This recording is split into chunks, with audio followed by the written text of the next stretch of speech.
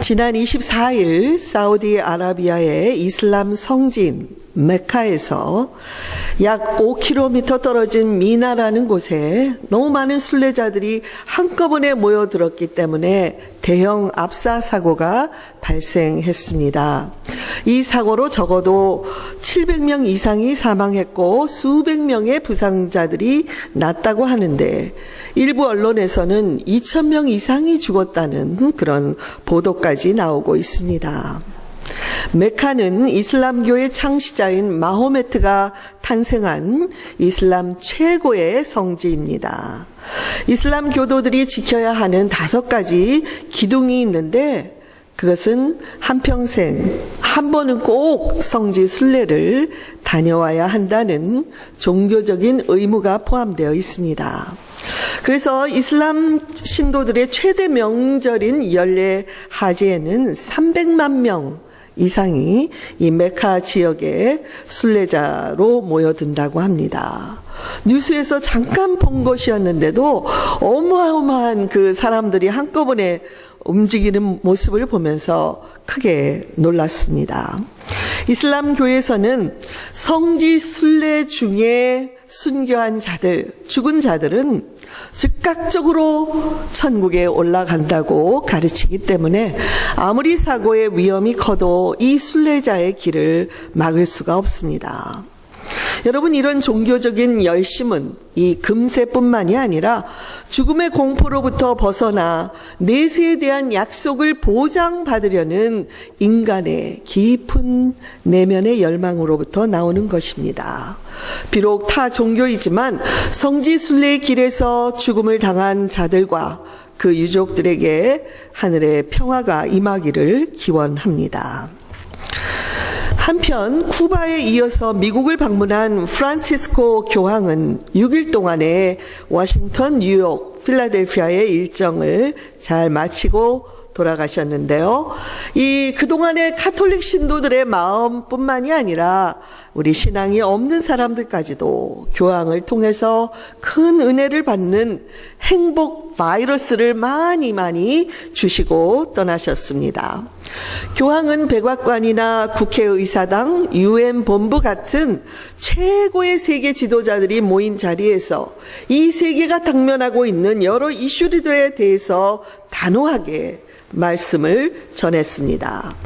그러나 상대적으로는 낮은 곳으로 임하는 그의 행보를 통해서 이민자들, 그리고 홈레스들, 어린아이들 같이 연약한 자들을 위해서 자애롭고 사랑이 넘치는 위로자의 모습을 보여주셨습니다. 저는 개신교 목사지만 세계인들을 향해서 예수 그리스도의 이름으로 부한자나 가난한 자가 모두 소중한 인격체라는 그런 사실을 행동으로 보여주신 우리 교황의 모습에 큰 감동을 받았습니다. 연일 교양을 보기 위해서 먼 발치에서라도 그가 스쳐가는 것을 한 번만 보기 위해 밤새워서 그 길에 나와 있었다는 사람들이 많았고요.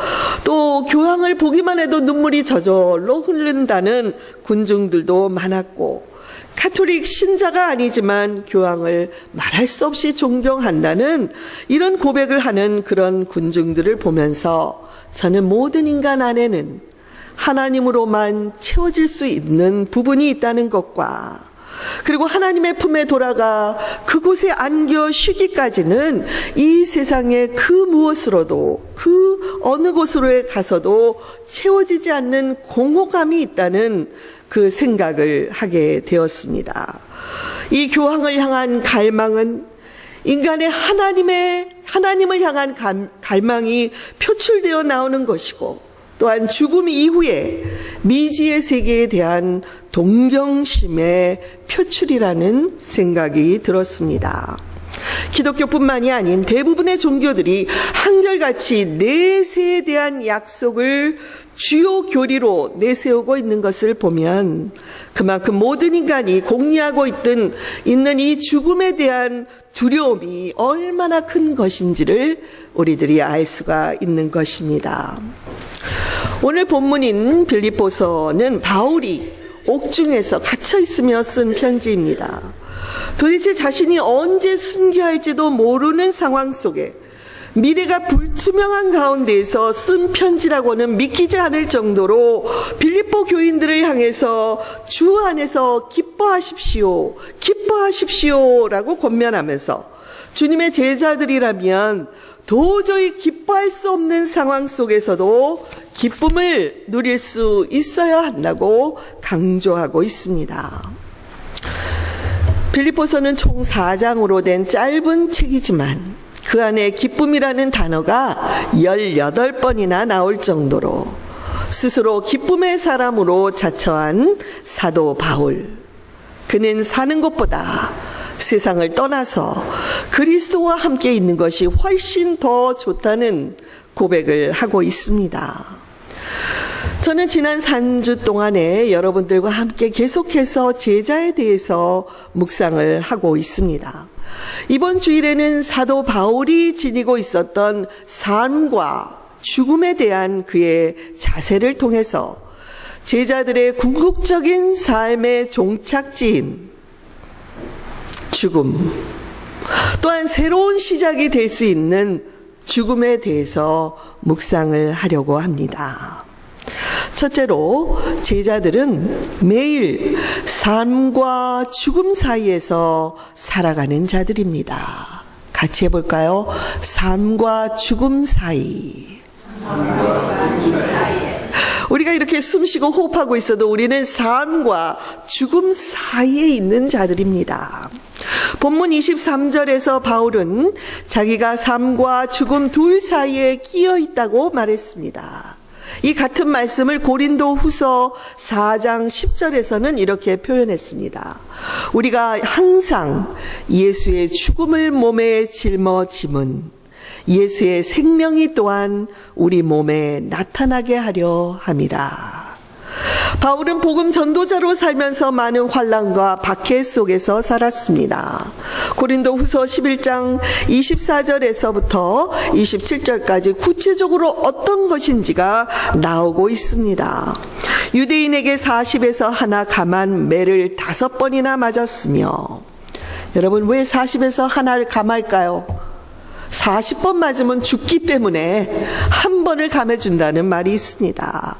또 여러 번 여행하면서 3번 태장으로 맞고 1번 돌로 맞고 3번 파선하고 1주야를 깊은 바다에서 지냈으며 여러 번 여행하면서 강의 위험과 강도의 위험과 동족의 위험과 이방인의 위험과 시내의 위험과 광야의 위험과 바다의 위험과 거짓 형제 중에 위험을 당하고 또 수고하고 애쓰고 여러 번 자지 못하고 줄이며 목마르고 여러 번 굶고 춥고 헐벗었노라.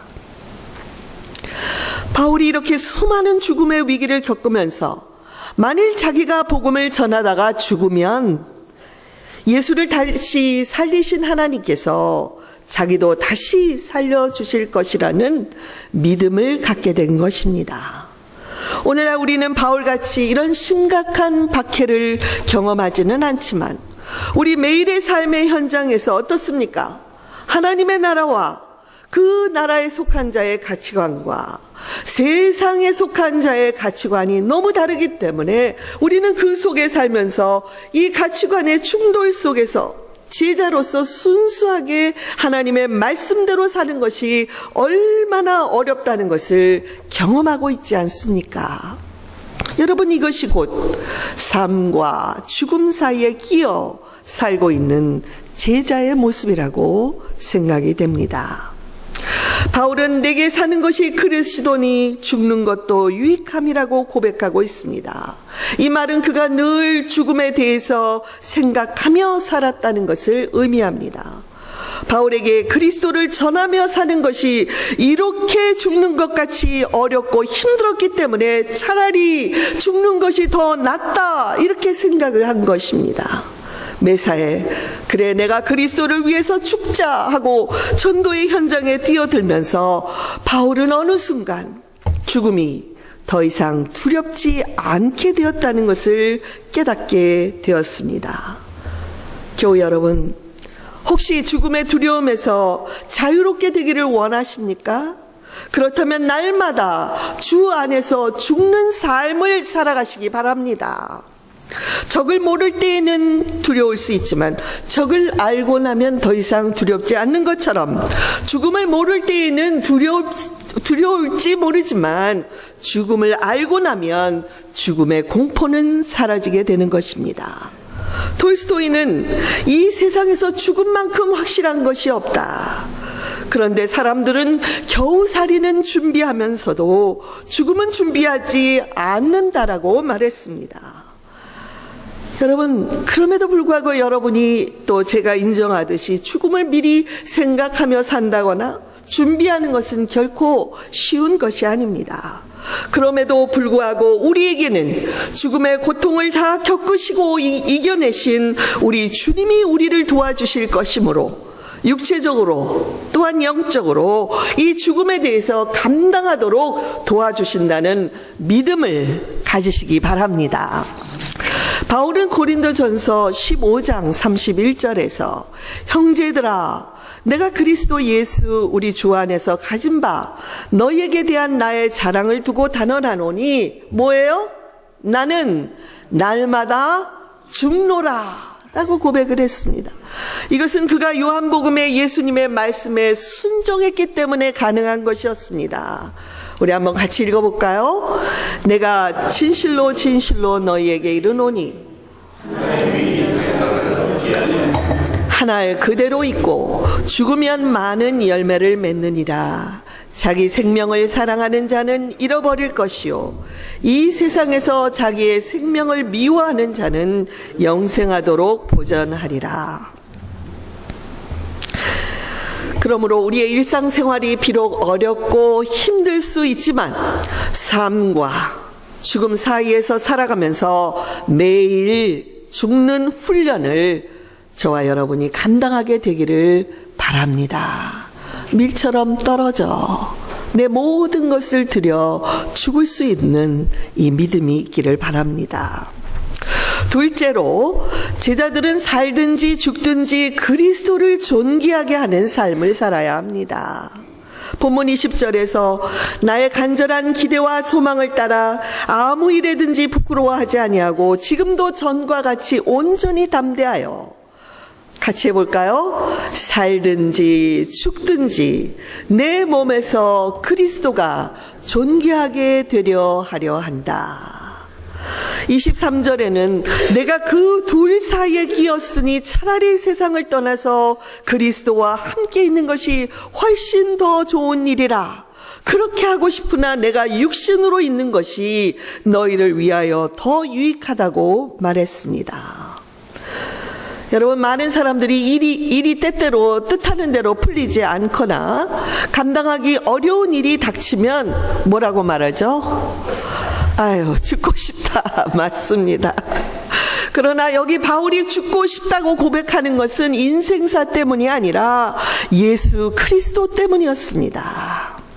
그에게는 그리스도가 생명이었고 그리스도 없는 생명은 없는 것이기 때문에 그리스도를 더 많이 얻기 위해서 죽고 싶다고 고백한 것입니다. 죽을 만큼 그리스도를 사랑한 바울에게는 삶이나 죽음이나 별반 다를 바가 없었습니다. 오히려 죽어서 그리스도와 함께 있는 것을 더 원하지만 한 영혼이라도 더 전도하고 살림으로써 그리스도가 존귀케 되는 것이라면 내가 이 감옥에서 나가 살게 될 줄로 안다고 고백을 하고 있는 것입니다. 그래서 고린도 후서에서 이렇게 말했습니다.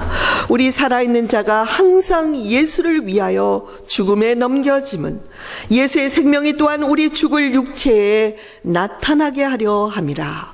그런즉 사망은 우리 안에서 역사하고 생명은 너희 안에서 역사하느니라. 여러분, 소크라테스가 이와 비슷한 말을 했다는 것을 아십니까? 이별의 시간이 왔다. 우리는 자기의 길을 간다. 나는 죽고 너는 산다. 그러나 어느 것이 더 좋은가는 하나님만이 아신다. 바울은 죽을 고비를 넘기느라 삶 자체가 고통의 연속이었지만 그로 말미암아 다른 사람들에게 생명을 나누어 줄 수가 있었습니다. 그래서 사망 가운데에서 살아간 바울의 삶은 누가 보아도 고통의 연속이었지만 하나님 앞에 설 때에는 누구보다도 그가 찬란한 생명을 누리게 될 것을 알고 있었던 것입니다. 그 결과 바울은 그 유명한 갈라디아서 2장 20절의 고백을 드릴 수가 있었습니다. 우리 한번 같이 암송하는 분들 같이 해보실까요? 내가 그리스도와 함께 십자가에 못 박혔나니 그런즉 이제는 내가 산 것이 아니요 오직 내 안에 그리스도께서 사시는 것이라.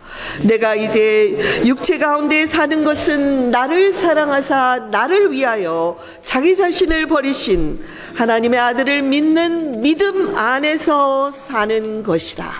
이렇게 고백을 했습니다. 그러므로 사랑하는 교회 여러분, 우리도 바울과 같이 살든지 죽든지 예수 그리스도를 위해서 살 수 있기를 바랍니다. 저와 여러분이 예수를 믿기 때문에 손해를 보거나 욕을 듣거나 억울한 일을 겪는다는 것은 우리가 죽는 것입니다. 가정에서도 남편이, 아내가, 자녀들이 서로 이렇게 죽는 훈련을 한다면 어떤 어려움도 이겨내고 감당할 수가 있는 것입니다. 나이가 들고 몸이 연약해지고 때로는 장기적인 질병으로 인해서 고생하며 살지만 이런 죽음의 훈련을 통해 누구보다도 더 귀한 생명의 소중함을 누릴 것이라는 정금 같은 믿음을 우리가 가질 수 있기를 바랍니다. 그렇다면 세상은 우리를 감당하지 못할 것이고 죽음조차도 우리의 믿음을 어쩌지 못하는 하늘의 사람들로 살아가게 될 것입니다. 셋째로, 제자들은 죽음은 새로운 생명의 시작임을 믿고 살아가는 자들입니다. 같이 해볼까요? 죽음은 새로운 생명의 시작이다. 어린 아기가 태어나는 것도 너무 신비한 일이지만 사람이 늙어서 죽는 것도 신비한 일입니다. 성경은 죽음을 생명의 끝이 아니라 생명으로 들어가는 유일한 문이라고 말합니다. 죄의 삭시 사망이기 때문에 어쩔 수 없이 모든 인간에게 죽음이 찾아왔지만 예수 그리스도께서 오셔서 우리를 위해서 죽어주셨기 때문에 이제는 영원한 생명의 길로 바뀌어진 것입니다. 바울은 로마서 6장 5절에서 만일 우리가 그의 죽으심과 같은 모양으로 연합한 자가 되었으면 또한 그의 부활과 같은 모양으로 연합한 자도 되리라고 했습니다. 그리스도와 함께 죽으면 그리스도와 함께 부활하여 영원한 생명을 누리게 될 것이라는 말씀입니다. 또한 11절에서는 너희는 너희 자신을 죄에 대하여는 죽은 자요 그리스도 예수 안에서 하나님께 대하여는 살아있는 자로 여길지어다 라고 말씀했습니다. 그러므로 모든 성도들은 죽을 때에 나는 세상에 대해서 죽는 것이다. 그러나 이제 나는 하나님에 대해서 다시 살게 될 것이고 영생을 누리게 될 것이다 라는 고백과 함께 죽을 수 있어야 합니다. 죄송하게도 자꾸 죽자고 말하니까 제 마음도 편치 않지만 죽음은 영원한 생명이라는 것을 여러분 마음에 깊이 새겨드리고 싶기 때문인 것을 믿으시기 바랍니다. 기독교는 영원한 생명의 종교라고 자처하지만 역설적으로 그 생명에 이르는 길은 죽음을 통해서만 가능한 것입니다. 인간은 태어나면서 죽음을 향해 가고 있다는 이 말이 얼마나 진리입니까? 사람은 누구나 한 번 태어나고 한 번 죽습니다. 요즘 100세의 시대라고 하지만 모든 사람들이 가만히 보면 1000년을 살 것처럼 계획하고 준비하는 것들을 봅니다. 그러다가 막상 죽음이 다가오면 아하, 그동안 죽음에 대해서 너무 무지하고 너무 무관심했다고 후회하는 경우들이 대부분인 것입니다. 모든 인간은 삶과 죽음 사이에 끼어서 살아가고 있고 그 삶과 죽음의 때는 오직 하나님께서 결정하시는 것입니다. 그래서 삶은 죽음을 향해서 가는 순례의 여행과도 같다는 말이 있습니다. 아무도 죽음을 피할 자는 없습니다. 그러므로 우리가 삶을 바로 알아야 되는 것처럼 죽음에 대해서도 바로 알아야 하는 것입니다. 특히 성숙한 제자들이라면 죽음에 대해서 미리 생각하고 그 길을 준비하는 지혜가 필요합니다. 이 세상에 죽음처럼 확실한 것이 없지만 웬일인지 사람들은 영원히 살 것처럼 죽음에 대해서 생각도 준비도 하지 않습니다. 왜 그럴까요? 아마도 죽음을 대면하는 것이 두렵기 때문일 것입니다. 그래서 의무적으로 열심히 성지 순례길에 올라야 하고 선행을 많이 쌓아두어야 하고 천국을 보장해 준다는 그 약속 때문에 어린 청소년들이 자살 폭탄 테러도 마다하지 않고 테러단에 자원하는 것입니다. 히브리서 2장 14절에서는 인간이 죽음을 두려워하는 이유가 죽음의 세력을 잡은 자 마귀 때문이라고 했습니다. 또한 그리스도는 죽기를 무서워하므로 한평생 마귀에 매어 종노릇하는 모든 자들을 놓아주시기 위해서 십자가에서 죽으셨다고 말씀하고 있습니다. 주님은 십자가에서 죽으셨고 부활하심으로 죽음의 세력인 마귀를 이기셨습니다.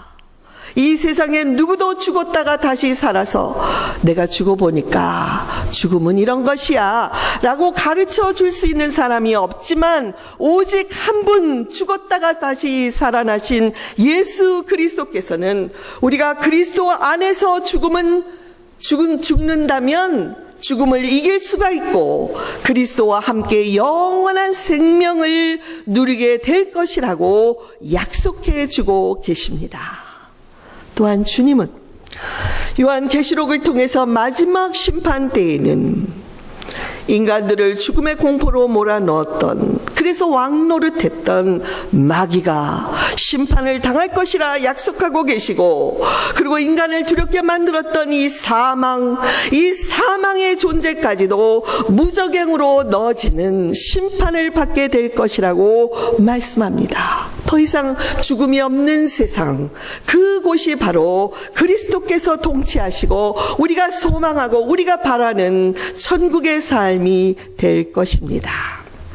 그런 주님이 오늘을 살아가는 우리와 함께 하시고, 실제로 죽음의 과정은 매우 불쾌하고 고통스러운 과정이지만 그 과정에도 내가 함께 동참해 줄 것이라고 약속해 주시고, 그리고 나와 함께 부활할 것이다 라는 그런 부활의 약속을 주시기 때문에 성도들은 기뻐하고 또 기뻐해야 한다고 바울 사도가 강조하는 것입니다.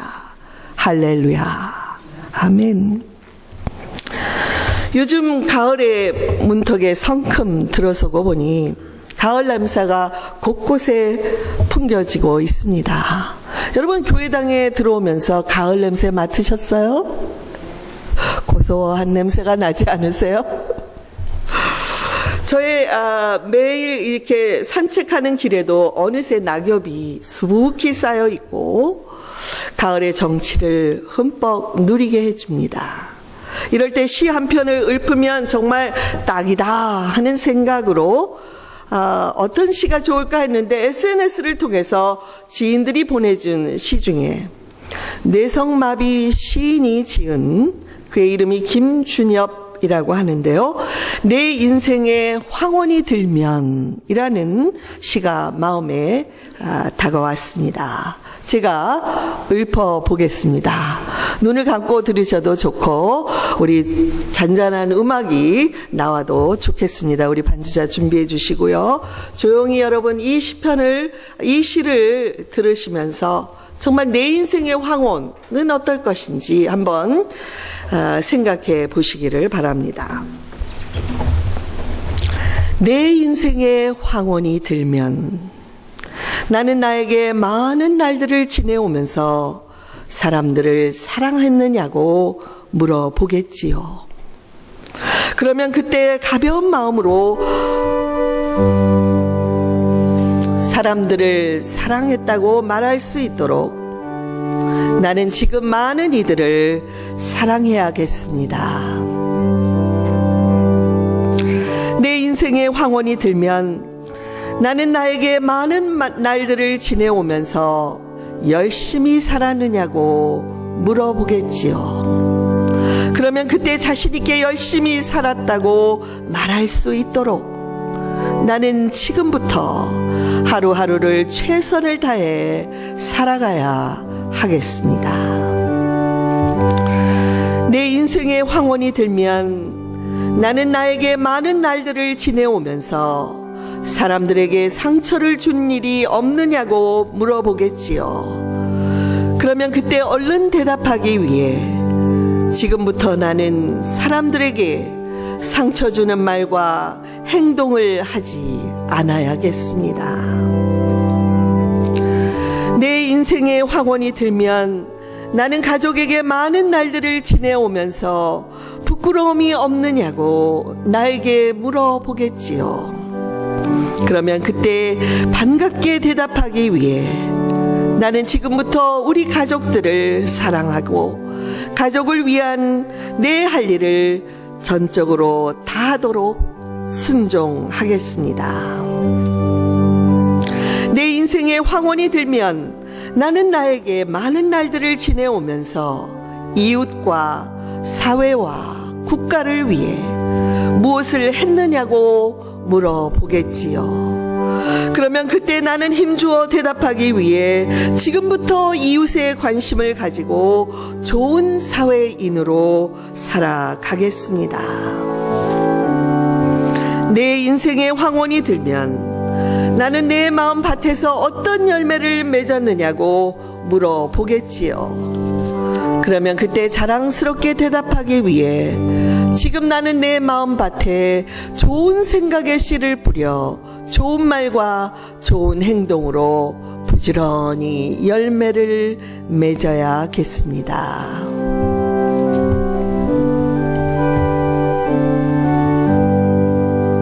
여러분, 모든 인생들에게 황혼기가 찾아옵니다. 그리고 죽음을 맞이합니다. 죽음은 끝이 아니고 새로운 생명의 시작임을 기억하십시다. 그리고 우리는 너나 할 것 없이 하나님 앞에 서게 될 것입니다.